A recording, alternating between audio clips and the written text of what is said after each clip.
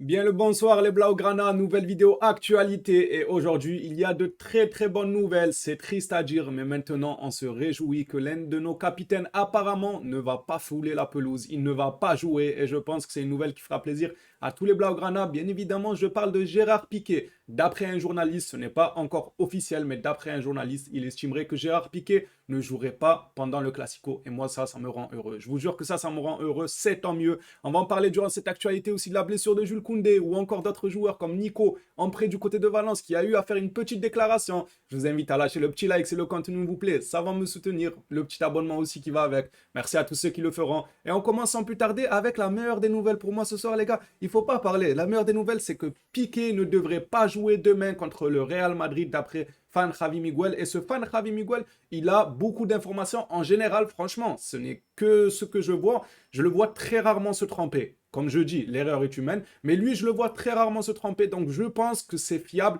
Mais attention, ça ne reste quand même pas officiel. On n'est pas dans la tête de Xavi. On verra si fan Javi Miguel a raison ou pas. Mais pour moi, c'est une très bonne nouvelle. Et s'il a raison, ben, on sera encore plus heureux de ne pas voir Gérard Piqué fouler la pelouse. On va passer maintenant à une déclaration de Nico, notre cher Nico prêté du côté de Valence. Il nous dit: je suis très heureux à Valence. Cette saison est très importante pour moi et pour tout le club. Je vais essayer de donner le meilleur de moi-même à chaque match. J'ai toute la saison pour montrer que je vais tout donner pour ce club. Doucement, Nico, doucement. Trop de déclarations là pour Valence. Doucement, tu vas revenir au FC Barcelone. Peut-être même dès cet hiver. Il y a quelques rumeurs qui diraient que le Barça veut déjà rappeler Nico du prêt dès cet hiver. Donc Nico, doucement, il veut tout donner à Valence, tout ça. Tu vas revenir tout donner au FC Barcelone. On verra comment ce dossier se suit. Mais voilà, l'essentiel, c'est que notre joueur est heureux dans son nouveau club en prêt. Voici la liste des convoqués, les gars. Alors, ce n'est pas le 11 officiel, mais c'est les convoqués, y compris les remplaçants, etc., les gars. Voilà les joueurs. Je vous laisse ça quelques secondes pour regarder. Au pire, vous mettez pause sur la vidéo pour voir un peu les noms. Et on passe directement à une autre information. Je jugeais nécessaire de vous montrer ça. Quels sont les joueurs qui vont être appelés par Xavi. Justement, Xavi, une déclaration sur Koundé. Xavi a confirmé que Koundé est à 100% pour demain et j'espère que c'est vraiment vrai car ça serait dommage de prendre le risque de faire jouer Koundé et qui se reblesse pour une durée encore plus longue. Ça ferait vraiment chier tous les Blaugrana, surtout le moment qu'on traverse assez compliqué. Allez, on va passer maintenant à une information sur Ter Stegen que pareil, j'ai jugé super intéressant de vous la montrer. Surtout moi le premier parce que oui, il faut savoir reconnaître ses torts. Après, je ne suis pas voyant, je ne peux pas voir dans l'avenir. Quand on donne un avis sur l'instant présent, pas sur le futur, l'avenir. Je ne suis pas le marabout de Pogba, les gars. Ter Stegen a arrêté 19 des 20 arrêts de tir cadrés en Liga, soit 95% de taux d'arrêt. Aucun gardien des 5 grands championnats ne fait mieux cette saison. Pourquoi j'avais fait une petite parenthèse juste avant sur Ter Stegen? Parce que moi, pendant le mercato d'été, je disais, c'est bien, le Barça veut se renforcer en attaque, en milieu, en défense, c'est bien joli. Mais le gardien dans tout ça, le gardien Ter Stegen, il faisait peur ces dernières saisons. Moi, je disais, Ter Stegen, il échappe belle. Peut-être que le club a vu que, voilà, il était de retour. En plus, il avait fait un petit paragraphe pour dire, voilà, je vais me donner à fond. Et on voit qu'il se donne à fond.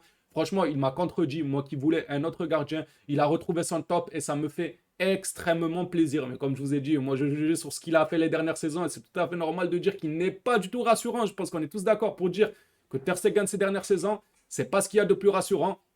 Mais maintenant qu'il s'est repris et qu'il retrouve petit à petit son prime, moi ça me fait extrêmement plaisir. C'est le gardien qui a le plus de clean sheet. Le Barça a la meilleure défense. Il a 95% de taux d'arrêt. Personne ne fait mieux dans les 5 plus grands championnats. Franchement, vive Ter Stegen. J'espère qu'il va continuer comme ça. Sinon, dès le mercato d'hiver, on va commencer à rechipoter pour un deuxième gardien. Pendant les Coupes d'Espagne, tout ça, j'aimerais quand même voir Iñaki Peña avoir quelques minutes car il m'a l'air intéressant le gardien. Alors, on va passer maintenant à une autre bonne nouvelle qui concerne encore deux blessés. Memphis Depay et Hector Bellerin s'entraînent individuellement avec le ballon. Donc, ils ne s'entraînent pas avec le groupe. Mais c'est déjà bien de reprendre l'entraînement petit à petit individuellement et ensuite, ça sera avec le groupe. Mais c'est tout de même une bonne nouvelle de savoir que deux de nos blessés sont en train de revenir petit à petit.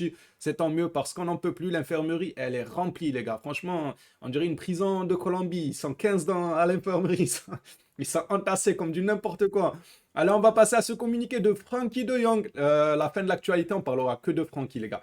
Je savais que je jouerais moins de minutes au début de la saison. Je dois m'assurer de recommencer. Contre le Bayern Munich, je n'ai pas commencé. Je dois m'assurer que je commencerai le match contre le Real Madrid. Espérant que ce que t'assure Xavi l'entend. Espérant que Xavi l'entend et qu'il arrête de faire le têtu. Moi, franchement, ce n'est que mon avis, les gars. Je peux me tromper comme je me répète souvent. Mais j'aimerais voir durant ce Classico Frankie de Jong en 6, suivi d'un, comment il s'appelle, Kessié devant lui et Pedri.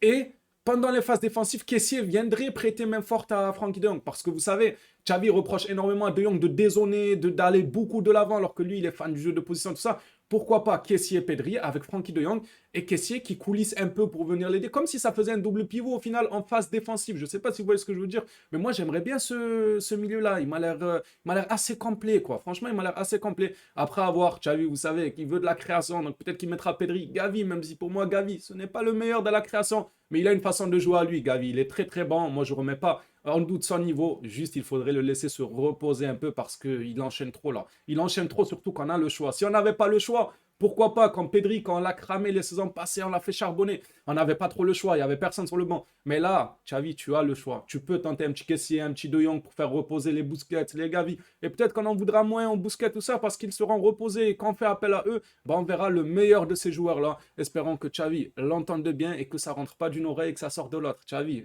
on t'a à l'œil. Alors, on va passer maintenant encore à un communiqué de Frenkie de Jong qui nous dit: j'étais calme, j'ai décidé en mai, dès mai, les gars, que je voulais rester. Mon opinion n'a jamais changé pendant toute cette période. Ils s'en foutent, les gars. Il y a tout le monde qui l'a envoyé: United, Chelsea, Paris, palala. Lui, il a dit: mon opinion était décidée. Je changeais en plus dans un autre communiqué. Il avait dit comme quoi la presse et tout, ça ne l'a pas du tout influencé. Ça ne l'a pas déstabilisé. Et pour moi, j'ai envie de dire: waouh, quel mental. Franchement, quel mental. Quelqu'un qui aime le club. Après, oui, il y a le niveau salaire. United, c'était pas non plus le meilleur club, le plus alléchant, sachant qu'ils ne jouent pas la Champions League, tout ça. Ils sont eux aussi en Europa League. Mais avant même le début de saison, il l'était. Donc, c'était pas intéressant, pardon, de signer à United, mais Frenkie, il aime le club. Frenkie ne joue pas beaucoup, mais quand il rentre, il se donne au maximum. Il fait la promesse qu'il veut recommencer à être titulaire. Franchement, pour moi, il a un meilleur mental que nos capitaines actuels. Voilà, soit ça passe, soit ça casse, mais ce n'est que mon avis. Frenkie de Jong a un meilleur mental que nos capitaines actuels. Parce que quand ta capitaine actuel, là, qui a 105 ans, il vient, il se pointe, il te dit: on va être affecté pour le Classico. Qu'est-ce que vous voulez que je vous dise? Dans un autre communiqué, Rafinha, lui, a dit: on est leader de la Liga, c'est à eux d'avoir peur.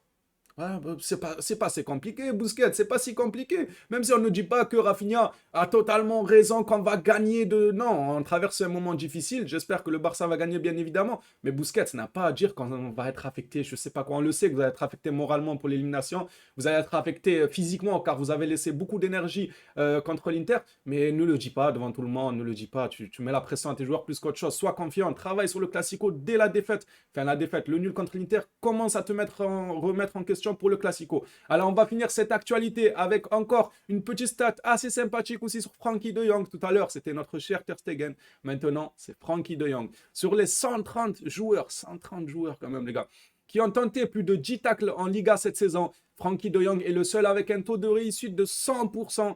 13 tacles réussis, 0 fois passé en dribblant. C'est magnifique, franchement. Après, vous me direz: oui, mais il n'en a pas fait 30, 40 des tacles parce qu'il n'a pas beaucoup joué. C'est vrai, mais n'empêche, ça revient à ce que je dis il y a 2 minutes. C'est ce que j'avais dit il y a 2 minutes. C'est tout simplement que Frenkie, quand il joue, il se donne à fond. Quand il rentre, voilà, c'est pour faire une bonne performance. Il rentre pas avec une nonchalance. Il a eu quelques fois la saison dernière où il faisait des matchs nonchalants et tout. D'ailleurs, je lui reprochais.